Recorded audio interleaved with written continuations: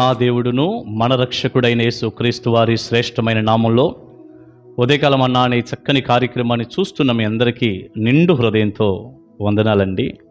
దేవుని కృప మీ అందరికీ కూడా తోడై ఉండునుగాక. ఎలా ఉన్నారు మీరు? దేవుని కృపలో మీరు, మీ కుటుంబాలు, మీ పిల్లలు వర్ధిల్లుతున్నారా? మీరు ఆశీర్వాదంగానే ఉన్నారా? ఆర్థికంగా దీవించబడ్డారా? ఇహపరమైన ఆశీర్వాదాలు, పరసంబంధమైన దీవెనలతో మీ కుటుంబం మొత్తానికి దైవ దీవెనతో, దైవ ఆశీర్వాదాలతో నింపబడే ఉన్నాయా? ఎక్కడ పాస్టర్ గారు మాకు ఆశీర్వాదం లేదండి అంటారా? మాకు దీవెన లేదండి అంటారా? మీరు ఆశీర్వదించబడే ఒక మార్గాన్ని, ఒక విషయాన్ని దైవజనుడిగా నేను మీకు పరిశుద్ధ గ్రంథంలో నుంచి తెలియచేస్తాను. మీరు ఆశీర్వదించబడటానికి ఒక కారణం చెప్తాను. సామెతల గ్రంథం 10వ అధ్యాయం 22వ వచనాన్ని మనం చదివినప్పుడు ఇలా రాస్తుంది: యెహోవా ఆశీర్వాదము ఐశ్వర్యమిచ్చును, నరుల కష్టము చేత ఆ ఆశీర్వాదము ఎక్కువ కాదు. ఎంత చక్కని మాట అండి! యెహోవా ఆశీర్వాదము ఐశ్వర్యమిచ్చును. మనిషికి కొరత లేనటువంటి దీవెన ఎలా కలిగిద్ది? కాస్త సమృద్ధిగా ఎలా ఉండగలం? ఏదో కోట్ల రూపాయలు మనకు లేకపోయినా కనీసం ఎదట వ్యక్తి దగ్గర చేయి చాపి అలా అడిగే పరిస్థితి లేకుండా మనం ఎలా దీవించబడగలం? ఎలా దీవించబడాలి? నీ కష్టాన్ని బట్టా? చాలామంది అనుకునేది అదే. మేము బాగా పనిచేస్తే, బాగా కష్టపడితే మాకు డబ్బులు బాగా వస్తాయి, ఆశీర్వాదం బాగుంటుంది, పని చేసుకోవాలి మేము అని పని మీద ఎంత దృష్టి పెట్టారు. పని చేయండి, పని చేయొద్దని దేవుడు చెప్పలేదు. కష్టపడాలి, పని చేయాలి. మరి పని చేస్తేనే ఆశీర్వాదం వస్తే మరి ఇప్పటికే మీకు వచ్చి ఉండాలి కదా, మరి ఎందుకు లేదు? చెప్పండి, నా ప్రశ్నకు జవాబు. ఎలా చెబుతామన్నయ్యా, మీరెక్కడో వాక్యం చెబుతూ ఉన్నారు, మేమెక్కడున్నాం అంటారా? కనీసం మీరైనా ఆ ప్రశ్న వేసుకోండి, ఆలోచించండి. మరి ఇప్పటికే మీకు బోలెడు దీవెన రావాలి కదా. కానీ ఎందుకు ఈ రోజున మనిషి కరువులో ఉంటున్నాడు? ఎందుకు దరిద్రతలో, శాపంలో ఉంటున్నాడు? ఎందుకు అప్పుల్లో పడిపోతున్నాడు? ఆర్థికంగా ఎందుకు చితికిపోతున్నాడు మనిషి? ఏమండి, కారణం చెప్పనా? పని చేసుకుంటే మాత్రమే మేము దీవించబడతాం అన్న ఆలోచనతో మనిషి ఉన్నాడు. మేము కష్టపడితే దీవించబడతాం, అదే ఆలోచన. కానీ మా కష్టాన్ని దేవుడు దీవించాలి, మా కష్టార్జితం మీద దైవ దీవెన ఉండాలి. యెహోవా ఆశీర్వాదము మాకు కావాలి, ఆలోచన చేయటల్లా. అందుకే చాలామంది ప్రజలండి ఆదివారం దేవుని మందిరాన్ని కూడా మానేసి పని చేసుకునే వాళ్ళని మనం చూస్తుంటాం.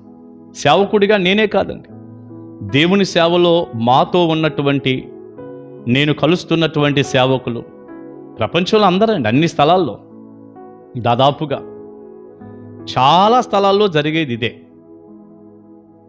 ఆదివారం ఆరాధనకు రాని విశ్వాసుల్ని పిలవటంతోనే మాకు సగం టైం పోతుంది. ఎందుకు రావటం లేదు? ఆదివారమే ఉద్యోగాలు, ఆదివారమే వ్యాపారాలు, ఆదివారమే కూలి పనులు, ఆదివారమే రకరకాల పనులు. సండే కూడా మరి దేవుణ్ణి ఆరాధించటం లేదుగా. ఎందుకు లేదు? ఆ మందిరానికి వెళ్తే ఏమొచ్చిద్దండి, వెళ్దాం, లేదో ఖాళీ ఉన్నప్పుడు వెళ్దాం, పని లేనప్పుడు వెళ్దాం. అదే మేము పని చేసుకుంటేనండి మాకు డబ్బులు బాగా వస్తాయి కదండి. ప్రియులారా, బైబిల్ గ్రంథం క్లియర్గా చెప్తుంది, యెహోవా ఆశీర్వాదం ఐశ్వర్యం ఇస్తుంది, కానీ నరుల కష్టము చేత ఆ ఆశీర్వాదం ఎక్కువ కాదు. క్లియర్.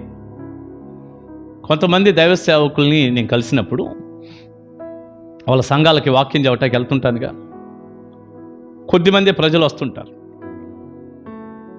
ఆ సమయంలో దైవజనులే నాతో చెప్తారు. కొన్నిసార్లు నేను అడుగుతుంటాను, అయ్యా మందిరంలో ఆదివారం ఎంతమంది వస్తారని నేను అడుగుతుంటాను. అప్పుడు చాలామంది సేవకులు అంటారు, వస్తారండి, ఉన్నారు, పర్వాలేదు బాగానే. కానీ కొంచెం ఈ ఊడుపులు అంటే నాట్లు వేయటం, కోతలు కొయ్యటం ఉంటుంది కదా పొలంలో, అలాంటి పనులప్పుడు తగ్గుతారండి, ఎక్కువ రారు. మరి ఆ పనులు ఉంటాయి కదండి, అందుకని వెళ్తారు అనేవారిని నేను చూశాను. పిల్లలు చాలా బాధగా ఉంది, చాలా సిగ్గుగా కూడా ఉంది. ఒక మాట చెప్పాలంటే, పొలం పని ఎక్కువ దొరికితే ఆరాధన మానేయటం, ఒక నాట్లో కోతలో ఏవో ఉన్నప్పుడు పని ముమ్మరంగా జరుగుతుంది కాబట్టి మేము పని చేసుకోవాలి అనుకోవటం, అంటే ఖాళీగా ఉన్నప్పుడు దేవుణ్ణి ఆరాధించటమా? అంతేకాని మీరు సమాజంగా కూడటం మానుకోవద్దు అన్నాడే ప్రభు, ఆ మాటకు లోబడేది ఏం లేదు. పునరుద్ధాన దినం స్వామిని ఆరాధించుకునే రోజు కదా, ఇక ఆ మాటకు లోబడేది ఏం లేదు. దేవుని మందిరానికి వచ్చి దైవజనుడు బోధను, ఆయన చెప్పే మాటలు విని ప్రార్థన చేసుకొని, వారానికి ఒక్క రోజు పునరుద్ధాన దినం ఆదివారం ఆరాధన చేసుకొని వారమంతా పని చేసుకోవటానికి దేవుడిచ్చాడు. అలా లోబడేదేం లేదు. పని ఉంటే మేము రాము. ఇంక ఏం భక్తి, ఏం ఆశీర్వాదం అండి. ఎందుకు ఇలా చేస్తున్నారు? దేవుని సన్నిధి కూడా పోగొట్టుకొని పని పని పని. కొంతమంది విచిత్రంగానండి, దైవజనుడిగా నేను కానీ ఎవరైనా లక్షల రూపాయలు ఖర్చు పెట్టి గొప్ప సేవకులను తీసుకొచ్చి ప్రజల వాక్యం విని బలం పుంజుకుంటారని మేము చూస్తే, అలాంటి పెద్ద పెద్ద మీటింగులకు కూడా రాని విశ్వాసులు ఉంటారు చర్చిలో. మళ్ళీ ఆ మీటింగ్లు అయిన సండే మీరు రాని వాళ్ళు చేయత్తమంటే ఏమి సిగ్గుపడరు. వారికి ధైర్యం ఎక్కువ, మనకన్నా కొంచెం భయం ఉంటుంది కానండి, వారికి చాలా ధైర్యం. వాళ్ళు ధైర్యంగా చేయెత్తుతారు. 10-15 మంది 20 మంది మనకు కనపడుతుంటారు చర్చిల్లో. ఏంటి ఇంత మంచి మీటింగ్, ఇన్ని లక్షలు ఖర్చు పెట్టాము, ఏదో సంఘం ఇవ్వగలిగింది ఇచ్చినా కూడా దైవజనుడు భారాన్ని భరించి బోలెడు డబ్బు ఖర్చు పెట్టి ఆత్మల రక్షణ కొరకు బలం పుంజుకుంటాయి కదా అని చెప్పేసి దైవ సేవకులను పిలిపిస్తే మీరు రాకపోవటం ఏంటంటే ఏం జవాబు ఉండదు. వాళ్ళ కారణాలు వింటే మనకు పిచ్చెక్కాల. వాళ్ళు భలే కారణాలు చెప్తుంటారు. బైబిల్కి ఆ కారణాలకి ఏమీ సంబంధం ఉండదు. వాళ్ళది ఒక కొత్త పుస్తకం, కొత్త బైబిల్ అన్నమాట. ఆ కారణాలు వాళ్ళు చెప్తుంటారు. చాలా విచిత్రంగా, ఆశ్చర్యంగా ఉంటుందండి. ప్రియబిడ్డ, ఈ రోజున కరువులో, దరిద్రతలో, శాపంలో ప్రజలు ఉండటానికి గల కారణం కేవలం అదే. యెహోవా ఆశీర్వాదము దృష్టి పెట్టట్లా. దేవుడు కదా మమ్మల్ని దీవించాలి అనుకోవటల్లా. మా కష్టం చేత మేము బాగుంటాం, దీవించబడతాం, అన్ని రకాలుగా వర్ధిల్లుతాం అనుకుంటున్నారు. జరగదట. ఆర్థికంగానూ వర్ధిల్లరు. కాసేపు కనపడ్డా రేపు ఏమి నిలబడవవి. ఇక స్పిరిచువల్గా ముందే పోయింది. అక్కడ వర్ధిల్లేది ఏమి లేదు. ఆత్మ సంబంధమైన ఆశీర్వాదం, వర్ధిల్లటం ఏమి లేదు అక్కడ. భక్తి లేదు. ఎందుకంటే భక్తి ఉంటే ఆదివారం కూడా పని ఎందుకు చేసుకుంటావు నువ్వు? భక్తి లేదు. భౌతికపరమైన ఆశీర్వాదాలు కూడా ఏదో సంపాదించాను అనుకుంటున్నావు, కానీ రేపు ఎంతవరకు నిలబడతాయో ఆశ్చర్యమే. మంచిది కాదు. ఒకవేళ నిలబడినా ఇక్కడేదో పోగు చేసావు, అసలు పోగొట్టుకున్నావు నిత్య జీవాన్ని. ఉపయోగం ఏముంది?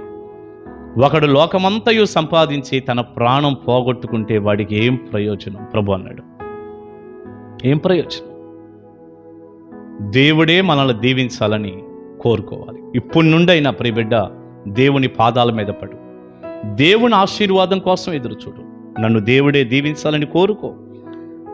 3వ కీర్తనలో ఒక్క మాట చదివి ప్రార్థన చేస్తాను. 3వ కీర్తన 8వ వచనం. రక్షణ యెహోవాది, నీ ప్రజల మీదికి నీ ఆశీర్వాదము వచ్చునుగాక. నీ ప్రజల మీదికి నీ ఆశీర్వాదము వచ్చునుగాక. అందరికీ కాదండి, నీ ప్రజల మీదకి. అటు భౌతికంగా, ఆత్మీయంగా, పరసంబంధమైన దీవెనలు, ఇహ సంబంధమైన దీవెనలు, అన్ని ఆశీర్వాదాలు ప్రభు దగ్గరే ఉన్నాయి. ఆయన ప్రజలుగా మీరుంటే చాలు. దేవుడే దీవించాలని కోరుకోండి. మీ ప్రయాస మీద, కష్టం మీద మాత్రమే ఆధారపడద్దు. దానిని దీవించే దేవుడు మనకి కావాలి. ఇక నుండి ఒక్క ఆరాధన, ఒక్క సండే కూడా మిస్ అవ్వరు కదా. ఉద్యోగ వ్యాపారాలంటూ, పనులంటూ పరిగెత్తరుగా. ప్రభు పాదాలు పట్టుకోండి. దైవజనుల్ని బాధ పెట్టకండి, దేవుణ్ణి దుఃఖపరచకండి. ప్రభు పాదాలు పట్టుకోండి. ఆయన మందిరానికి టయానికి రండి, ఆరాధన చేయండి. చూడండి, సోమవారం నుంచి శనివారం వరకు మీ పనిలో దేవుని హస్తం ఎంత సహాయం చేస్తుందో. దైవ దీవెన మీ అందరికీ ఉండును గాక. ఆమేన్. ప్రార్థన చేసుకుందాం. పరిశుద్ధుడా, ప్రేమగల తండ్రి, మీకు వందనాలు. విత్తబడిన ఈ సందేశం మీ బిడ్డలకు దీవెనగా మీరు మార్చండి. నరుల కష్టము చేత ఆశీర్వాదం ఎక్కువ కాదు దేవా. మీ ఆశీర్వాదమే మాకు ఐశ్వర్యం ఇస్తుంది. మీ ప్రజల మీదకి మీ ఆశీర్వాదాలు వస్తాయి.